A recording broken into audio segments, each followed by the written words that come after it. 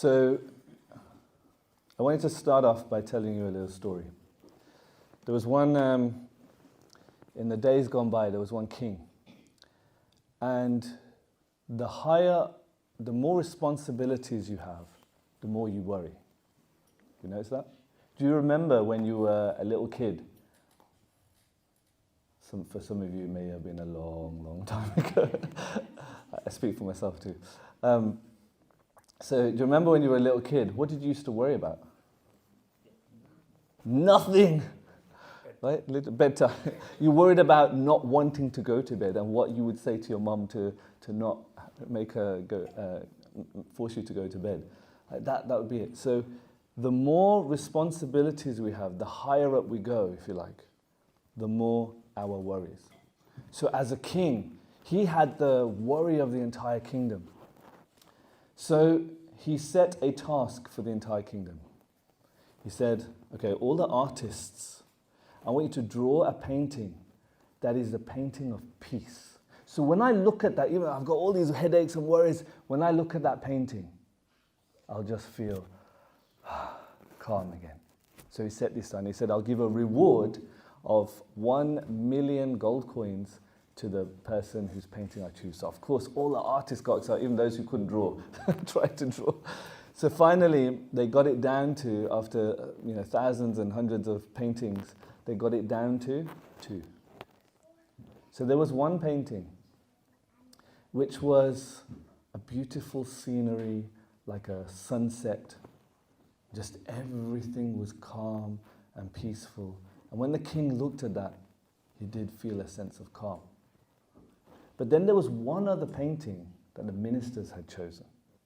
And in this painting, it was almost like the opposite. It was a raging storm going on in the sky, blackish, bluish clouds, heavy rain falling. There was a waterfall, and you could see the foam of the water. And there's all this activity going on in the painting. But in that painting, there was one area where there was a sparrow sitting on its nest on the egg in complete calm. When the king looked at the 2 paintings, he said, you know what? I choose this one. Because this is what I actually want. I don't live in a world where it's always peaceful. I live in a world like this, where there's raging storms, where there's noise, where there's so much hoo-ha going on. But I want to be like that sparrow who can stay calm amongst the chaos. So why worry? So we all go through worries. But the question is, how do we maintain peace amidst the challenges? Right? Isn't that the real question? Isn't that the real thing we need? We're not going to be able to stop challenges from presenting themselves. This is the material world. Krishna says in the Bhagavad Gita, Dukhalayam, this place of misery, a place of suffering, a place where you will face challenges. So what we want is to stay peaceful, to stay calm amongst the storm. So what we're going to cover today, I'm going to try and make this as practical as possible.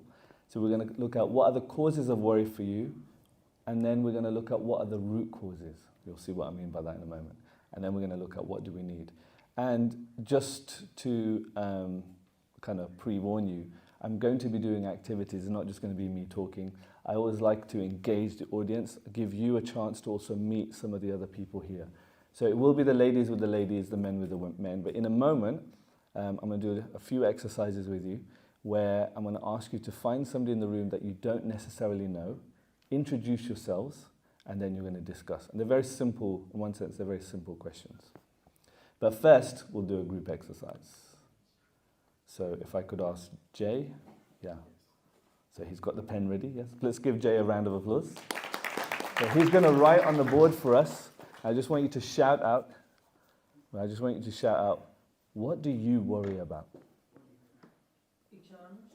Exams, yep, go for it. Family. Who in particular? Children, right? That's the one I was looking for. Especially the children, yep. And she's like, oh God, Mummy. Stop embarrassing me. What else?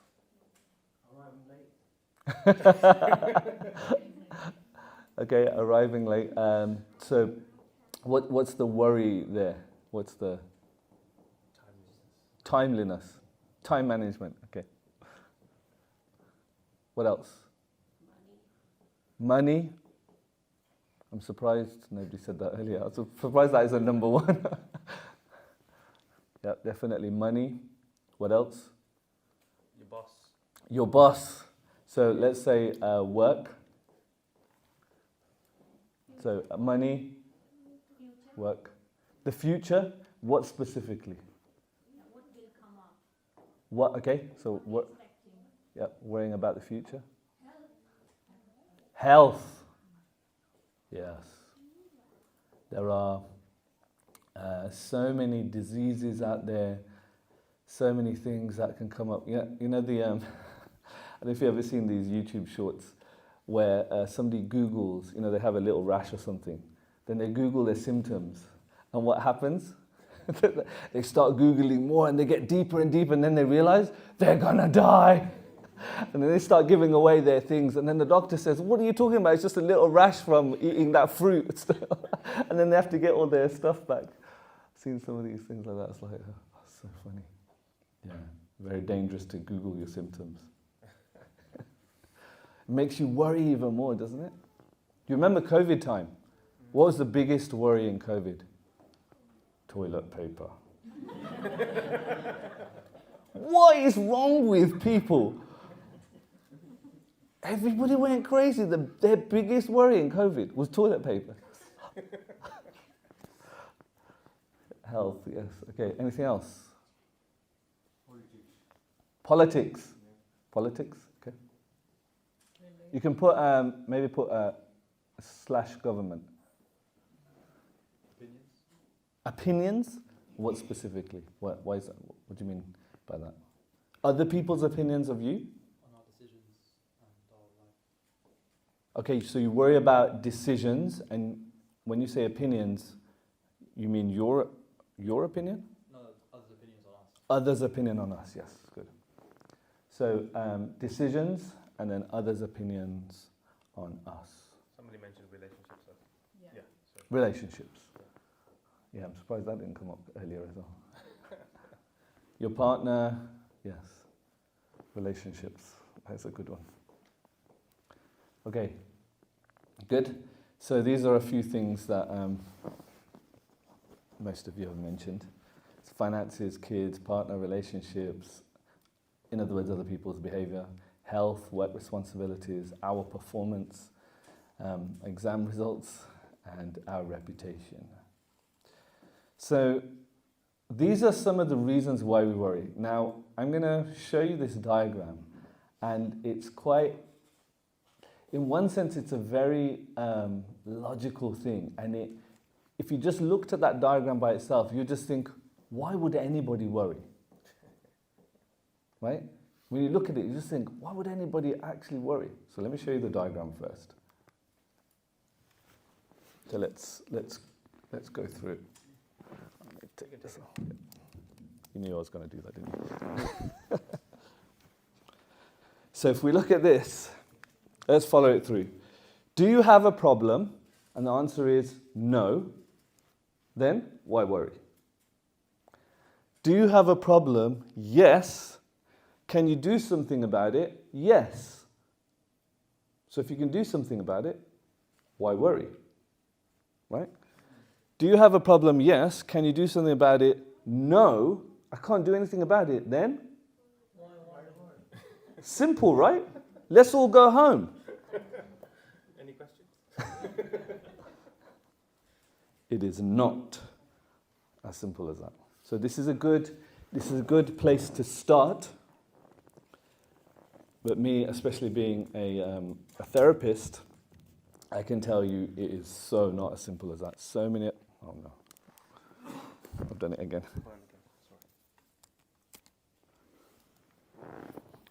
Sorry.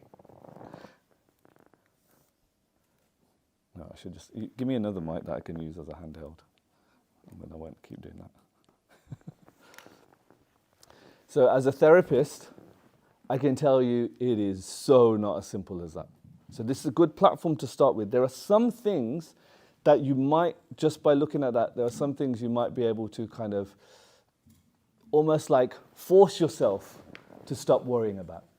But there are certain things, especially when it is emotional, that you cannot just intellectualize.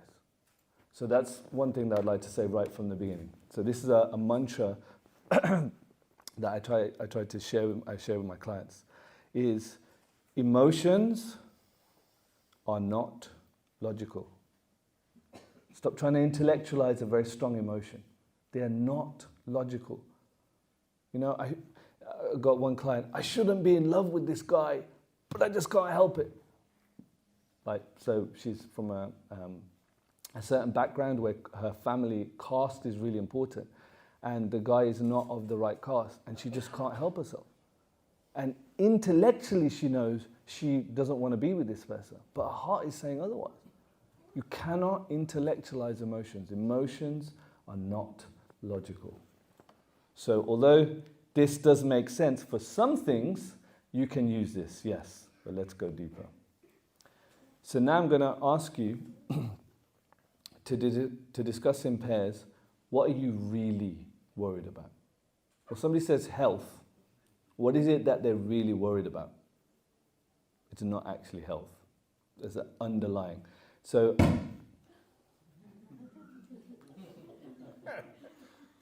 who got scared from that?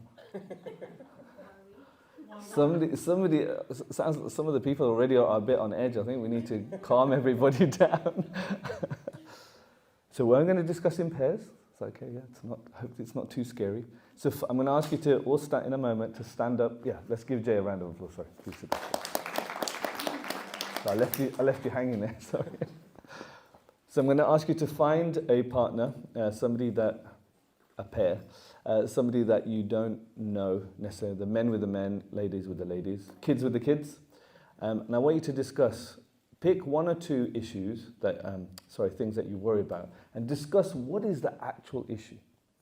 Take it deeper. Surface level, we say money. Surface level, we say relationships. But what actually is it about the relationship that you're bothered about? Go deep. Take it the level down. Okay, so for everybody, what's the root issue? Everybody stand up. Everybody stand up. Go find somebody in the room that you don't know, not the person you came with. Go find somebody in the room that you don't necessarily know that well. Introduce yourselves. Okay, so what were some of the root causes? And don't say my partner said. Just say it out loud. Uncertainty. Say again? Uncertainty. Uncertainty, good. So uncertainty about what in particular? The future. The future, okay. And what is the problem with uncertainty about the future? Don't know the result. Okay, so you don't know what the results are going to be. So there's kind of an expectation of what the result is going to be, but then you don't know if you're actually going to get it. Yeah, very nice. Good. Somebody else? Go on. Over here. Work-life balance and how to achieve it. Work-life balance. Okay, so what's the worry there? What's the issue? The issue is like, don't know which is the right path. Like, how do I? Okay, so what decision to make? Yeah, what decision?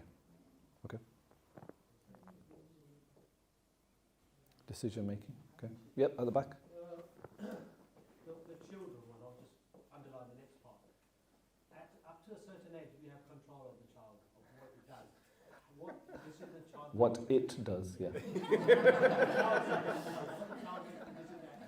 As they get older, even if it's wrong, we're not in control of that situation, and how that would cause a problem later in life.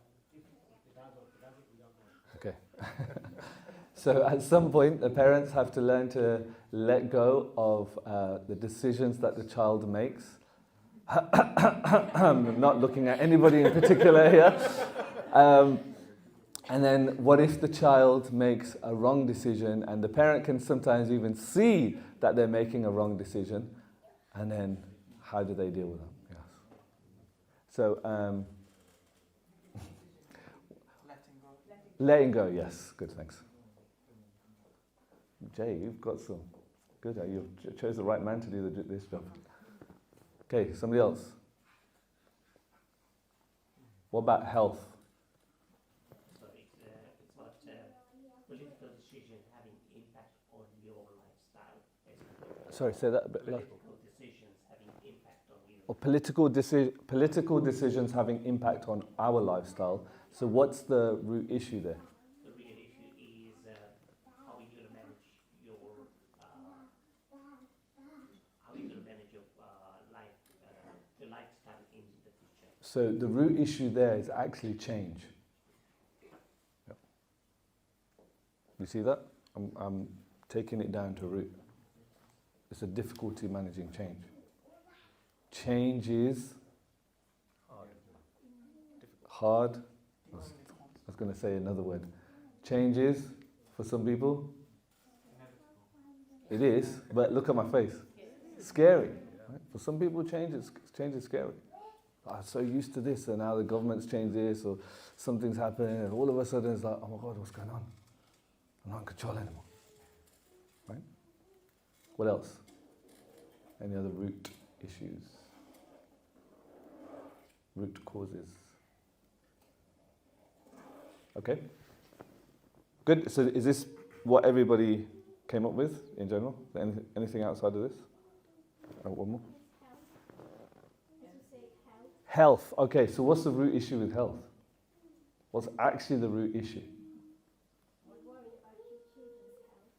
Okay, let's talk about ourselves first. Put your own oxygen mask on first. What's the real issue with health? One word beginning with D. Death. Right? We don't want death. So in one sense you can say it's kind of like change. It's a very big change. But yes, death. Something all of us, it's there somewhere in there. We put it in the back of our mind. But in Krishna consciousness, sorry. It's not just the death, the suffering before the death, but what we could suffer from. Okay, so death/suffering. Yes. The pain, yes. Yes. So, and it's that fear, or that what is it that I'm going to go through? What is it that I could go through even before death? For some people, actually, they're like, death is like peace. That's what they think. Anyway. But yes, it's the pain that we go through.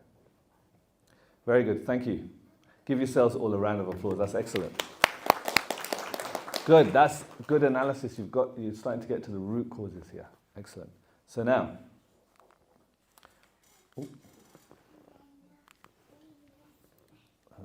is it moving? Sorry, I was on the wrong page.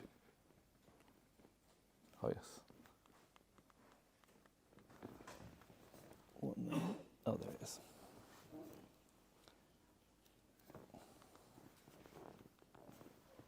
So these are 4 root causes of worry that I came up with. It's kind of similar to... Sorry, give Jay a round of applause. Right now. So it's going to kind of be covered. So if you look at these 4 root causes, they also cover these ones. So the first one I've got is lack of faith. What do I mean by that?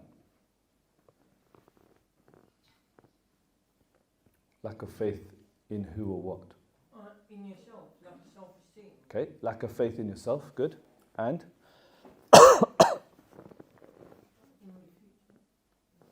Surrender to the divine. Lack of surrender to the divine, yeah. So lack of faith in the divine. Lack of faith specifically in what with the divine?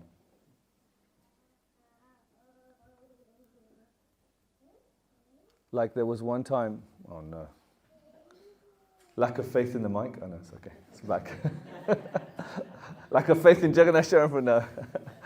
I trust you. I just don't trust the mic. There was one time where I was really upset. I put my hand up as a confession. I shudder to admit this. There was one time I was really upset with the Lord. Something happened in my life, and I didn't like it. And I was really upset with the Lord, and I stopped chanting. That's how I admit it. But then I watched a film called Bruce Almighty. I don't know if anybody's seen that. And in that film, it's a Hollywood movie, and it's kind of a similar thing. Bruce has an issue with God, and God basically gives him all his powers. And so, oh, you think I'm the cause of the problem? Okay, here, I'll give you all my powers, go sort your life out. And his life became even more hellish. And then he realized it's not God's fault. And after watching that, I was like, oh, damn it. So then I started chanting again. So we sometimes have a lack of faith in God and God's power and God's ability to help us. Or does he really care about me? If God really cared about me, why is he putting me through this? Why is he doing this to me? He's not my friend. So sometimes we lack that faith. Second root cause, when there is too much attachment. And where's our friend at the back? Too much attachment to who? Too much attachment to who?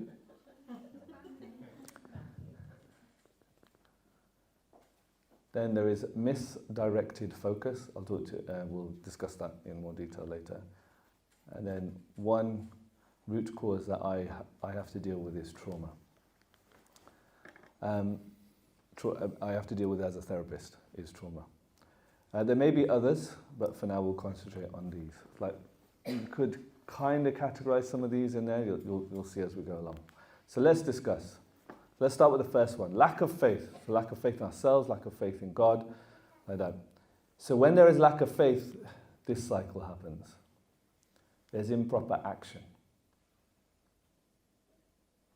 How is that true? When you lack faith, either in yourself or in God, there is improper action. Why? Because you don't know whether you are going in the right direction. Exactly. You don't have trust in yourself. Correct, right? You don't trust you. Am I doing the right thing? Is this going to work? You know, I'm doing this chanting, and is God really out there? Is he really going to help me? You know, and then we do the chanting and something goes wrong. It's like, forget the beads. Right? That's what happened to me. So then there's improper action. We don't do the correct thing. And then it leads to bad results. We're not fully motivated because we don't believe in ourselves, or we don't believe in whatever it is that we're doing. We don't put in the proper effort. We don't have the proper motivation. Of course, what do you expect the result to be? It's going to be a bad result. And guess what? That bad result reinforces your lack of. See, I told you God is not on your side. See, I told you you're not good enough. The results reinforce what you already believe. And that's why we worry. Right? Put ourselves in that situation. So who do you lack faith in? Why do you lack faith in them? And what do you need to change? So I'm going to put you back in your groups, and you are going to answer that. Okay? Because the best way to learn is for you actually to figure out. Okay? So I'm going to ask everybody to stand up again. Stand up again. Right. Right. Take the point of lack of faith, go back into your pairs and discuss. Who do you lack faith in? Who do you lack? Why do you lack faith in them? And then what do you need to change? Okay, I really, you look like you were having so much fun having these discussions. I felt bad having to stop you guys, but time is against us. So let us discuss. What were some of the points that came out? Just shout out. Sometimes in situations you're trying to control the situation, but the discussion we had was that sometimes it's important to also take a step back and let things happen. Oh, wow. And then he made an amazing point. He said that actually when you're trying to control the situation with other people around you, that sometimes it's better for them to experience it themselves and then learn from it. Because you're saying so won't convince them, but then going through an experience will actually give them much more. Give him a revelation. round of applause. Brilliant. So, can you capture that in like one line?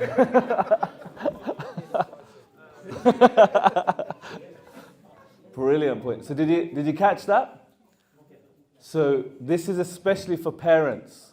Where's my man at the back? Yeah, this is especially for parents.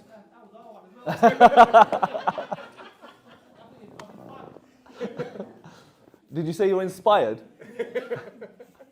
Brilliant. Who's your kid? She's outside. Tell her to thank me later, yeah? And you can thank me later. In a year's time, you'll be like, thank you, that talk. Oh, wow. She lets me do what I want now. Yes. So not only for ourselves, but for our kids as well. It's important to actually allow them to make mistakes because that's also how they learn. That's very, very true. Experience, words? Experience is greater than. Oh, experience is greater than words. Oh, nice. I like that. Very good, yes. So sometimes it's... And the other point is that, so second point from that is, by letting go, there's growth. That's the word I was looking for. Sometimes by letting go, actually letting go, we want to control everything. It has to be this way. But when we let go, we grow. Because we learn something, something happens to us, something, let's take the platform that God does want to help us. God is always looking at, God is our best friend, God as in Krishna. So now he wants to help you with something, but you're holding on to it.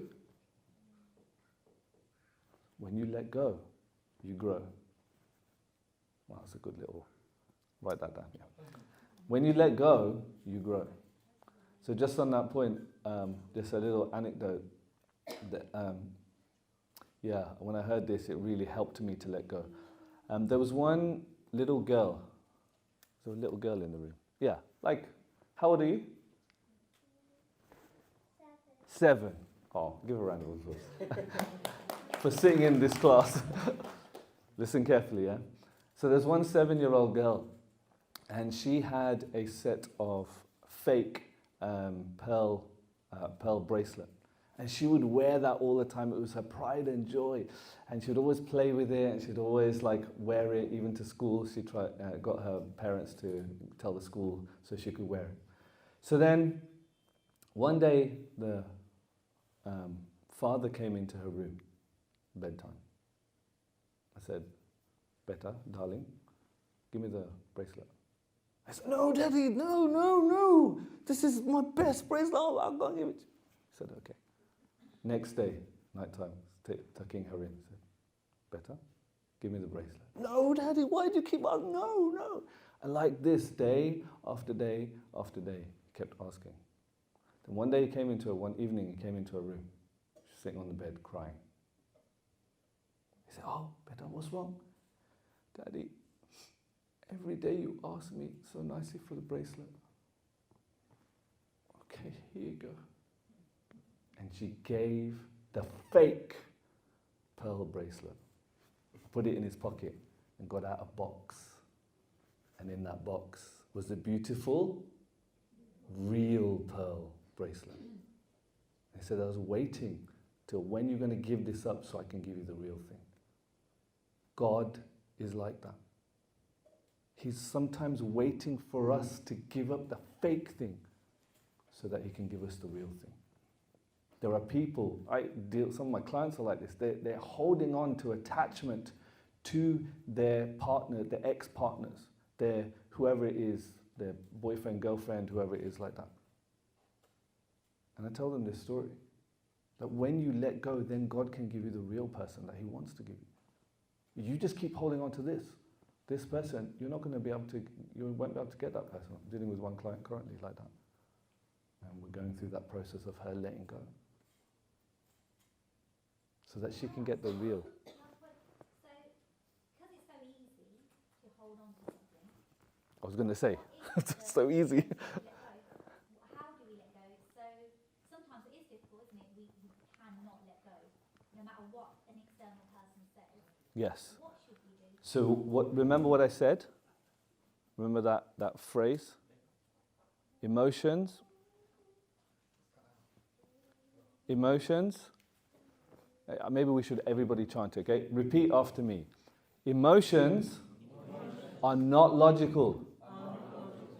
Okay, that's a mantra you should learn to chant. Emotions are not logical.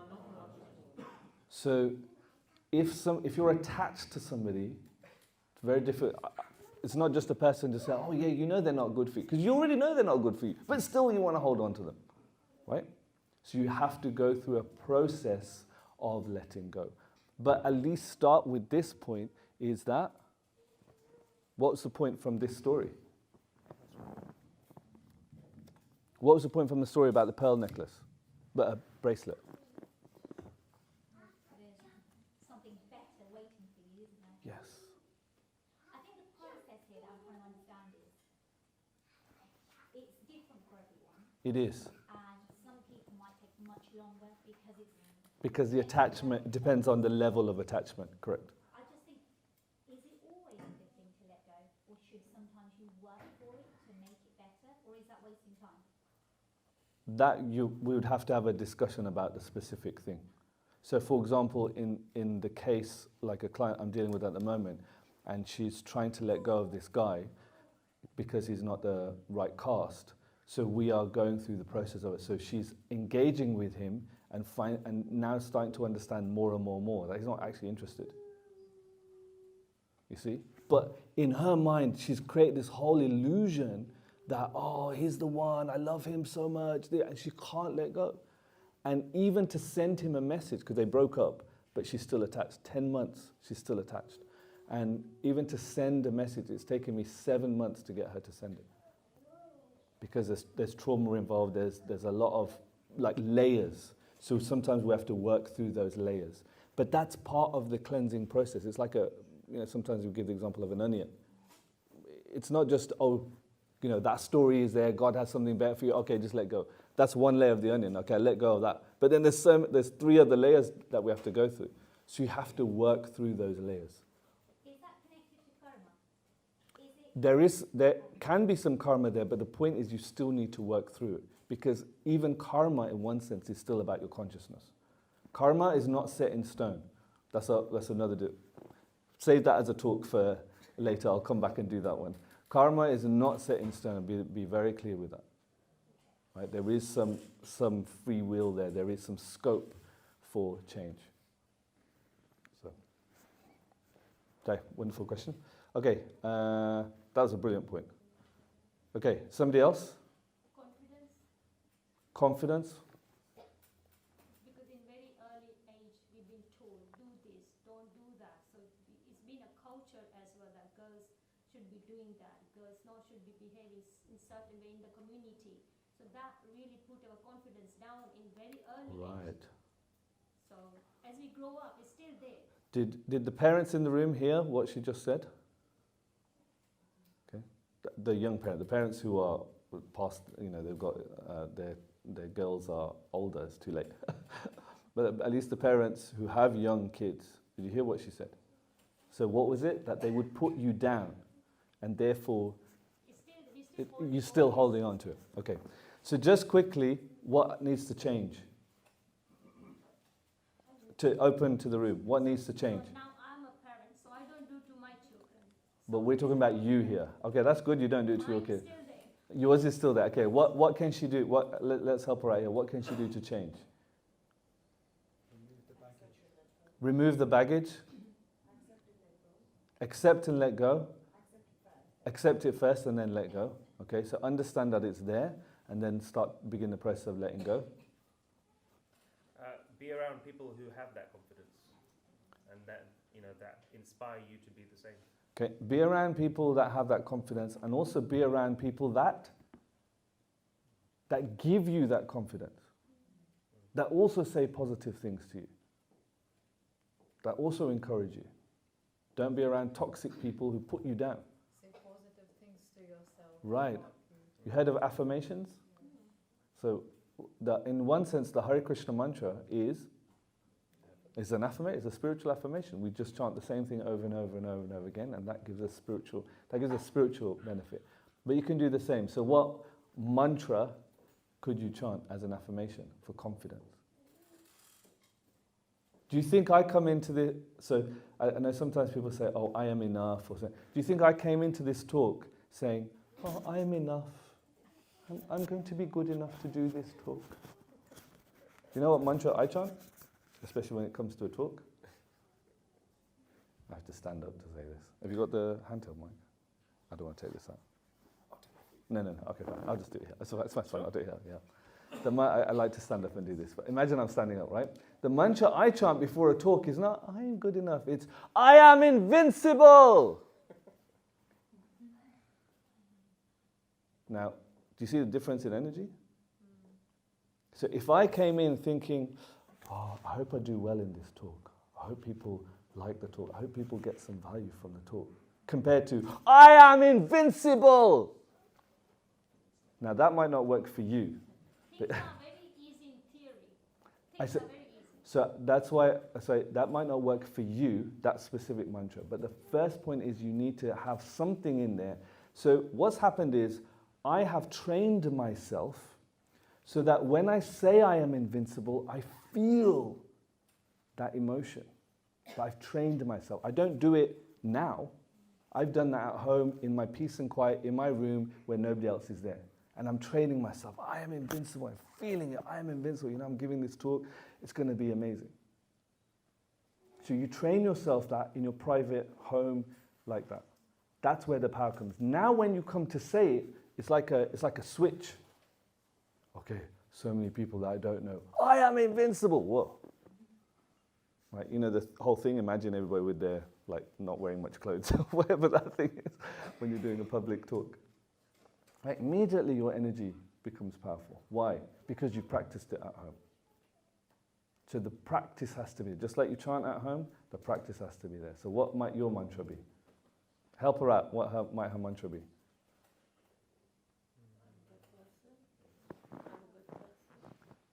Okay, I'm a good person. For me, that's still a bit neutral. What? I'm equal. I am? I am equal. I am equal. Okay, I don't know if that I'm helps. stronger. I am stronger. I can do it. I can do it. I like that. See? So think what would it be for you? And then you practice at home and you feel that way. When you feel that way, now it becomes it's called an anchor. It's an NLP technique, like a therapy technique. It's called an anchor. So what happens is just by you saying that, you start to feel that way. Just like, you know, do you remember, I know there's a song that you heard when you were young. And now when you hear that song, it reminds you of that time that you were young, right? It brings that nostalgia. That's called an anchor. So when you say these words, this particular mantra, and there's an emotion attached to it, and you keep practicing, it becomes an anchor. Now all I need to do is say, I'm invincible, and I feel it. See? So it's a practice. It's not easy, but it's a practice. It's doable. Okay, good, confidence. One more, then we'll move on. Any others that you felt that you can change? Associate with, and so a fourth one is chant affirmation. I am invincible. Now, what was yours? I'm stronger. I am stronger. See, she got it. She chose one there. That's why I put you on the spot. Okay, anybody else? So have a think. I'll give you 10 seconds. Have a think what your mantra could be. What could your mantra be that will empower you?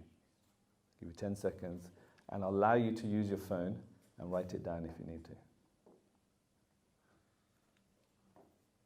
What could your mantra be? If you want to write it down on your phone, you can write it.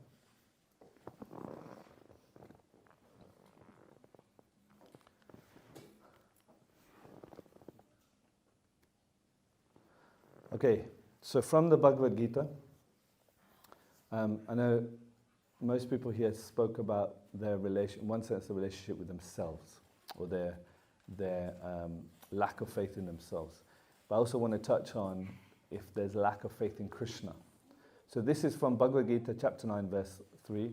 Ashwadadana purusha dharmasya parantapa aprapya mam nivartante mrityu samsara vartmani. Those who are not faithful in this devotional service cannot attain me, O conqueror of enemies. So in other words, if we don't have faith in the Lord, we cannot attain the goal of spiritual life. And Srila Prabhupada, in the purport of this verse, Bhagavad Gita verse, he says, faith is created by association with devotees. Faith is the complete conviction that simply by serving the Supreme Lord Sri Krishna, one can achieve all perfection. Faith is that simply by serving Sri Krishna, you can achieve all perfection in your life. Do you believe that? Do you actually believe that? That's something for you to reflect on. Because your actions are indicative of your faith. I'll say that again. Your actions, what you do, is indicative of what you believe. So, for example, as one girl many years ago from the Pandasena youth group in London, in North London, and I was asked, she was saying to me, oh, I love Krishna so much. Krishna is my everything. I love him so much. Oh, I just love him. I was like, oh, that's really nice. I was like, well, so have you done your chanting today? Oh, no, I didn't get time today. Oh, so what were you doing today? Shopping. All day, like this is like 9 o'clock at night. So on one hand, she's saying, oh, I love Krishna so much. But faith means, then if you love Krishna that much, if you really believe that practicing Krishna consciousness will take you back to God, then you'll do it. That's what faith is. So faith, what you believe, what does she have faith in? Shopping. Oh yeah, definitely have faith in shopping. See, she was a young girl. So I had to explain that to her. So faith is shown by what you do, not by your words. Did you have that experience words? Faith is shown by what you do.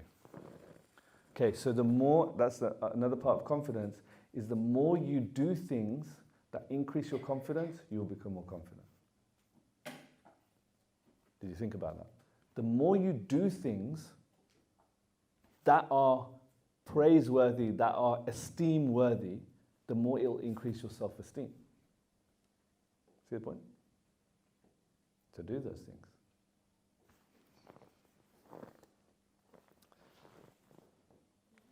So we already discussed by your mercy how to develop more faith in ourselves. Let me skip this one. Okay, so we discussed having lack of faith, both in ourselves and in God. Now the second thing was excessive attachment. So if we look at excessive attachment, that leads to excessive worry. It's okay to worry, but excessive worry.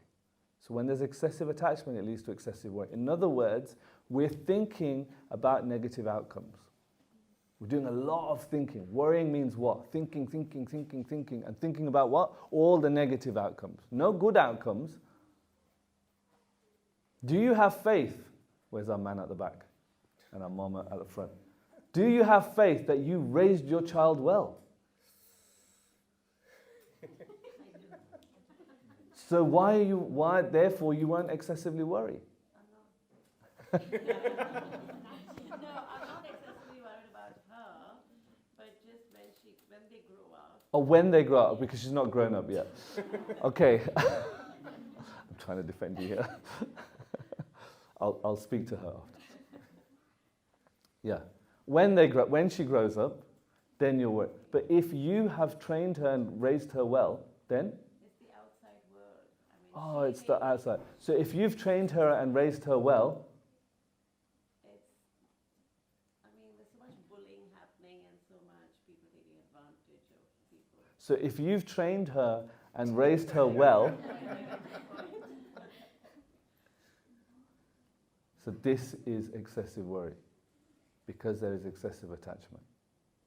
The ability to, remember, said to let go. Let her have the experience. That's how she's also going to, there's certain part where you can't take her any further. You have to just say, okay, beta, go. That's how you became who you are today, if you think about it. So overthinking negative outcomes actually reinforces excessive attachment. That's the problem. The more we worry about something, the more we become attached to that thing. You noticed? So, what are we attached to? The body, relations, money, our enjoyment, success, being in control. We noticed we're all attached to these things. Now, what does Krishna say? So we can categorize those things, what are we attached to 3. We want to be the enjoyer, we want to be the proprietor, and we want to be everyone's best friend. And everyone being friendly and respectful to us. That's what we're attached to. We're attached to my enjoyment. We're attached to, it's my daughter, it's my daughter, my son. They belong to me. They're mine. My wife, my husband. So that attachment is there. And then we want to be everyone's best friend. Everybody should be nice. I'm nice to everybody. Everybody should be nice to me. Right? Right?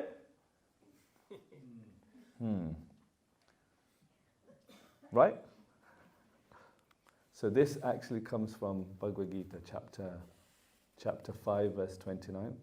Bhoktaram yagya tapasam sarvaloka maheshwaram suridam sarvabhutanam gyatva mam shantim richati. So this Prabhupada describes as the peace formula in the Bhagavad Gita. A person in full consciousness of me, knowing me to be, right, so these are the main points. Knowing me to be the ultimate beneficiary of all sacrifices and austerity. That basically translates to, Krishna saying, I am the supreme enjoyer, not you. What? Krishna is the supreme enjoyer. The supreme lord of all planets and demigods. In other words, everything belongs to me. Krishna is saying, I'm the proprietor. I own your wife. I own your husband. I own your kids. I own that flashy car in your drive that you're worried about is going to get nicked because it's keyless entry.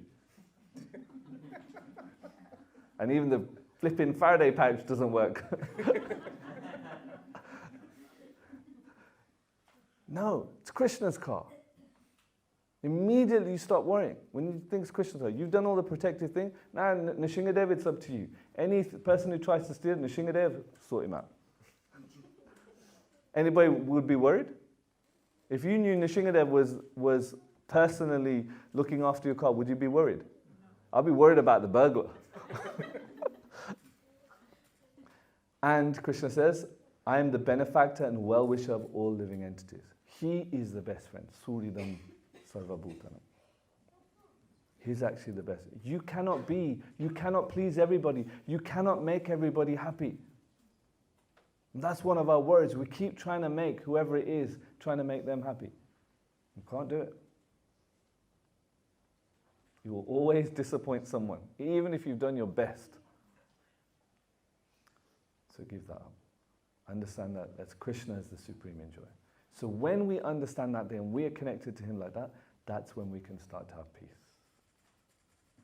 So to give up that attachment.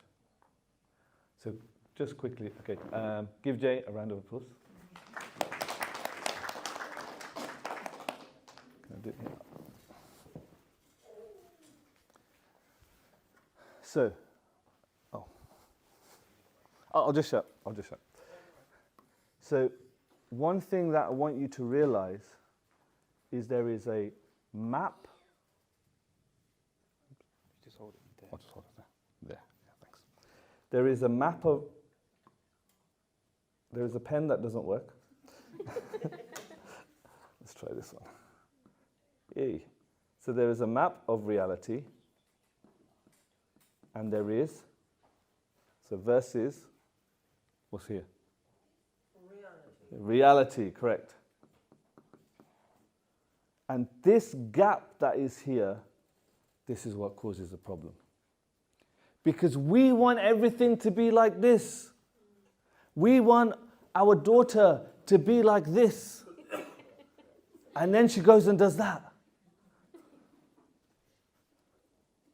Anybody ever had that experience? Like something doesn't happen according to what you want? Yep. All of us have. That's the point. So when when it doesn't happen according to what we want, what happens? So much emotion. So this gap here, this is all the emotional turmoil that we go through. Something I said?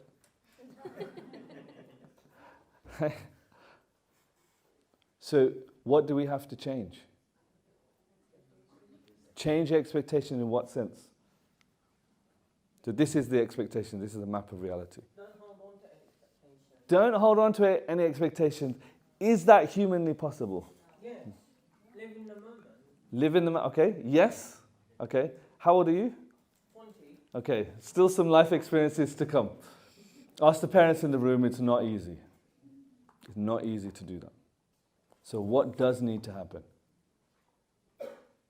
What actually needs to happen for us to, in one sense, Acceptance. so what does that mean? Accept how they behave and then let them go and just have experience. You're talking about specifically about kids. I'm talking about in general. Believe in Krishna's plan. Who said that? Give her a round of applause. So this means surrender. Somebody, actually my son was asking me the other day, what does it mean to surrender? And this is a definition I gave him. Surrender means that when something is happening beyond our control, we accept it as Krishna's plan. We accept it that Krishna is forcing his hand. We have to align our desire to Krishna's desire. That is not easy, my friends. I experienced it myself. There was one time, I live in Birmingham, and Newcastle is in the north. People think Birmingham is in the north. That's like saying London is in the south, right? What? No. So from Birmingham, it's another 3 hours, 3.5 hours to the north, to Newcastle. And I was forced to work in Newcastle. And on the drive, when I was driving, the first day I was driving there, I was shouting at Krishna in the car, right? Because my map of reality is totally not to be in Newcastle, but yet Krishna was forcing my hand. It was like I was trying to get out of my old job, and the only company that accepted me, I went to 4 interviews, and only that company accepted me. So I didn't have a choice. Krishna forced his hand. And for 2 weeks, I was a wreck. And my wife sat me down and said, why are you fighting this? You've given talks on surrender. Now this is the practical. And I was like, oh my God. It's not easy. So that's why giving up excessive attachment is very important. Don't be so attached to your expectations. Why? There should be some level of surrender. Now, how do we understand that we don't be lazy then? Oh, you know, you try for one exam, fail it. Oh, that's Krishna's hand, right? No. We have to have 100% action and 100% surrender. Both need to be there. Don't just say 100% surrender and don't do any action. Right, that's laziness. Get it? So both need to be there. So we do our bit, but then if the reality is different, we also surrender, because that is what Krishna wants. Okay, any comments, questions on that?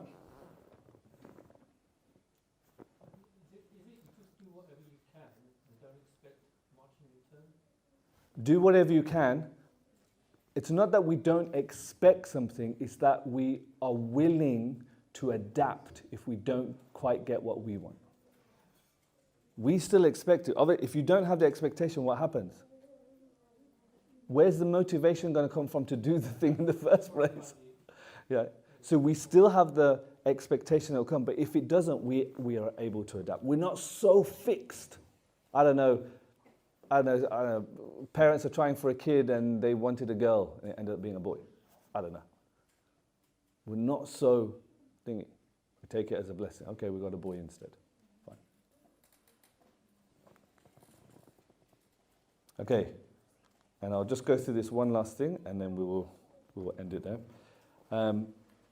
So now, the third thing is misdirected focus. What do we have control over? So what do we have control over? Okay, our consciousness. What else? Shout out loud. What do you have control over? We have control over our action. Oh my God. What on earth? We don't have control over the pen. Sorry. Press the pen button, yeah. Oh, is that what I did? Okay, thank you. Don't have control over the pen. All right. So what do we have control over?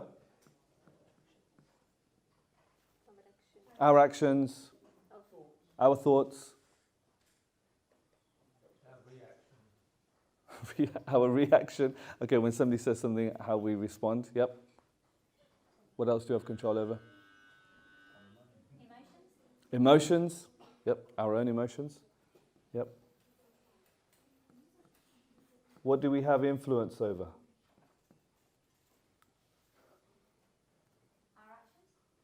That's control. Or should I say, who do we have influence over?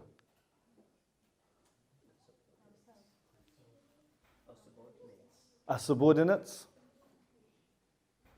Think for yourself. Who do you have influence over? We all have sphere of influence. Who do we influence? Family. Who else? Friends. Society. Right? But notice we've put them under influence, not. Do we have control over our kids? Where's my favorite mom? She should have heard this bit. Anyway, you can share it with her later. Do we have control over our kids? Maybe when they're young. Maybe for a few years. Even then we don't. Yeah. No, the typical thing is, right, they say all the prayers at home and then a guest comes in, oh, you know, my kid can say the whole Bhagavad Gita thing. Go and say it. They can sing the whole Nishinga of their prayers. Go and sing it. Right? Yes, we don't have control. We only have influence.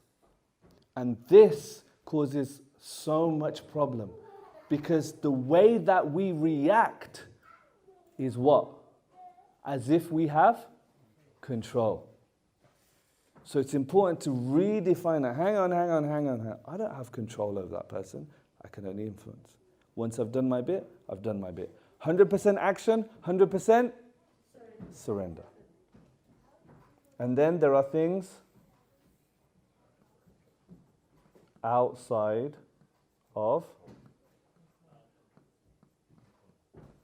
like, who was it said over there? Politics, the government, the new policies that they come up with. Who comes into power? There are so many things outside of our control. The weather, right? I'm coming to East London. It should be warm. Why did it flipping decide to be cold this weekend? Right? Do we have control over that? No. So why am I stressing over that? See? So start to understand and define the boundaries between these three. That is a game changer. This is one of the key things that I teach my clients. And it's a game changer for them. Because what they were trying to control, now they understand, oh, I can only influence. It changes everything. Because it changes the expectations, basically. Okay, so those are three of the root causes of worry. I hope that's helped.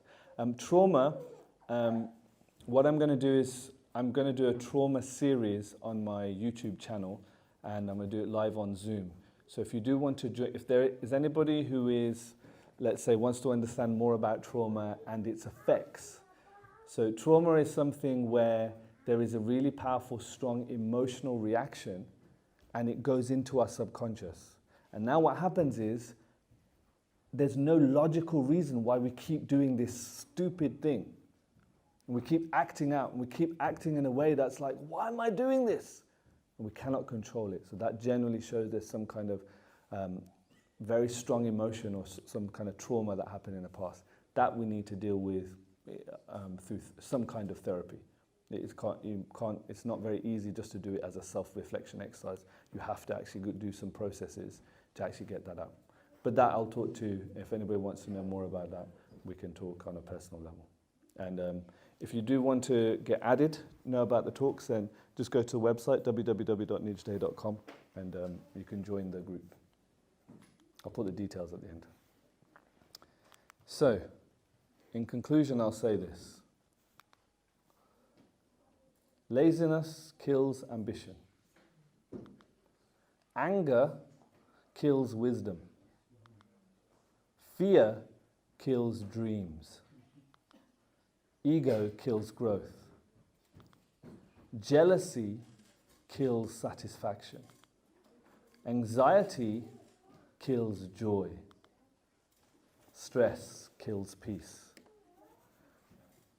But now do this. Now read it from right to left.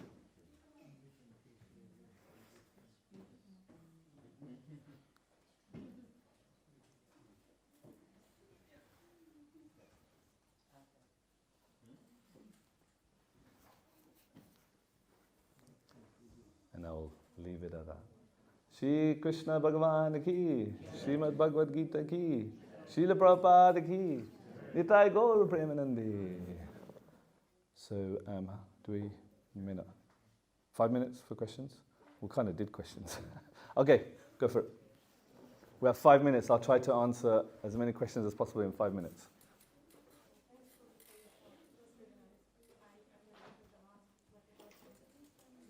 So you missed the first half. Okay.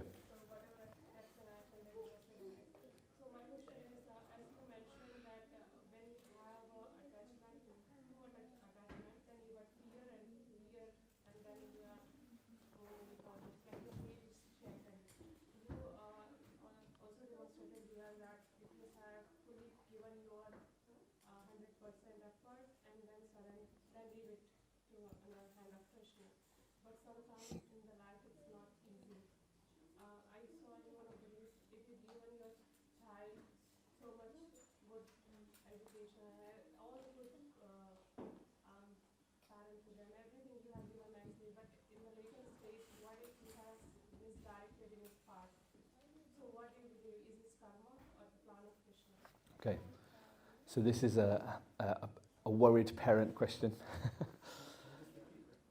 Yeah, so to get to the last bit, so she said some wonderful things, basically summarizing some of the things we spoke about, and then said, but, I was waiting for the but. And so then she said that, what if we have given our kids all the right parenting and done all the right things, given them the right guidance, but at some point down the line, they get into some kind of bad association or something like that, and then they go off track, and they do things against, let's say, our principles. One of the, I'll say it.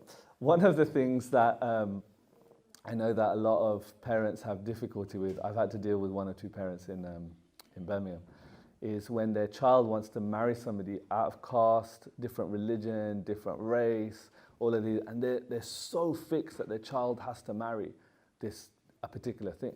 When somebody falls in love, they fall in love. But the parents are like, oh no, how can you do that? Like, how can you do that to us? And they try all this emotional blackmail. So that's along the similar line. What if the child goes off and does something, shall we say, outside of our sphere of what we define our child should be doing? So you all, please help us answer that now. After hearing this, how do we answer her? What have you learnt from today? What have you taken away from today? What does it come down to? Which diagram here? It's already there. Say again. Okay, yeah, influence, that is there. But actually more what it is, it's to do with this. Surrender. So Surrender. there's nothing we can do at that point. See, our map of reality needs to be flexible. If our map of reality is such that, no, my child is going to be like this. Now, is it that it's their karma? Is it their karma? That sometimes they may go off track, they may do something else? Is it? Yes. Yes, it is. Otherwise it wouldn't be happening. It is their karma. So they have to go through something. But remember, our friend Jay said it very nicely, sometimes experience, oh, it comes out yellow when you use your finger. That's clever. I like that. Right? Experience, more important than word. You can tell your child 1,000 times, won't listen. Right? The story is there. I think it was one of Srila Prabhupada's sons. So he kept wanting, he was a young child, and he kept wanting to touch the fan. So then Srila Prabhupada, he pulled the plug out and then said, go ahead. So now, obviously, the fan is still spinning, like, as in it's winding down. The kid put his finger in and obviously whacked his finger. Never going to do it again. But how many times can Prabhupada keep saying, stop touching the fan, stop touching the fan, stop touching the fan? He's got to go through the experience. So sometimes our child has to go through some kind of experience because they have karma, sometimes often with that girl, boy, whatever it is, with those other people involved. And they have to experience it. I've got one person in our congregation, he went to jail. He got into the wrong association, is one of our Pandit centers, got into the wrong association, ended up going to jail. And he wanted to become a lawyer. And obviously, having gone to jail, it became very difficult. He worked for 7 months for free. And now he's a solicitor, he's doing amazing, got an amazing job, etc. He had to go through some hardship, but he did it in the end. Why? Because his parents and the Pandit Center, we all gave him the right association. He did it in the end. So we don't just look at it in the timeline. If you take a timeline, we don't just look at this slice here. We look at the end. If this part is bad, so be it. If you take the Pandavas, 14 years in exile, they didn't do anything wrong. Draupadi was disrobed. What are they doing in exile? And what's Duryodhana doing? I'm the king of the world, baby. So if you take that timeline right there, Pandavas in trouble, Duryodhana king of the world. Look, a few years later, what happened? Duryodhana's entire dynasty finished, destroyed. Yudhishthira, now the greatest in the world. So look at the bigger picture. Don't just look at it here. Understand that even if we're going through a hard time, that will pass. I know I've given my child a good education, given them the right principles, they'll come out of it. Yes. Yes. But your suffering, see, pain is inevitable, but suffering is optional. Your suffering is because of this, because you are not letting go.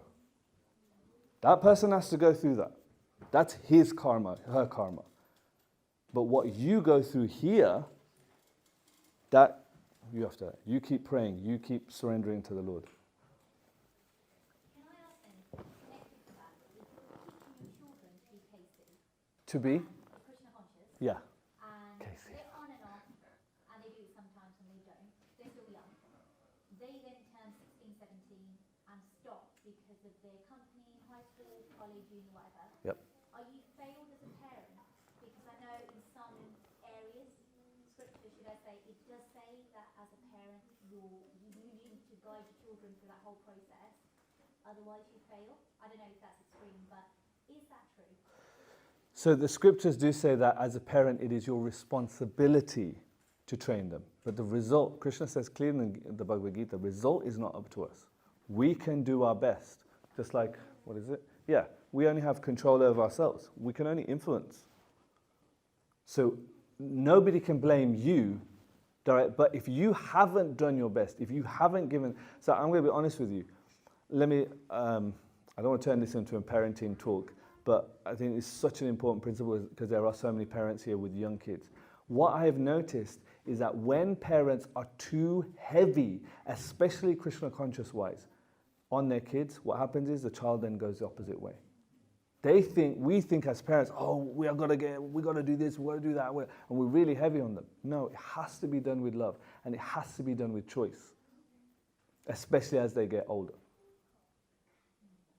And that is what often makes a difference. I've seen so many devotee parents with their kids, and the kids are completely against Krishna consciousness because they were battered using it. So we take the rules of Krishna consciousness, and we don't apply it to young kids. We don't batter them with it. That totally makes them against Krishna consciousness. You see, so now, then we turn around and say, oh, well, you know, I tried my best. What do you mean you tried your best? So trying your best also requires one thing. You know what that is? Flexible. It's what you're getting right now. It requires proper knowledge. We think we are doing it the right way. We're not.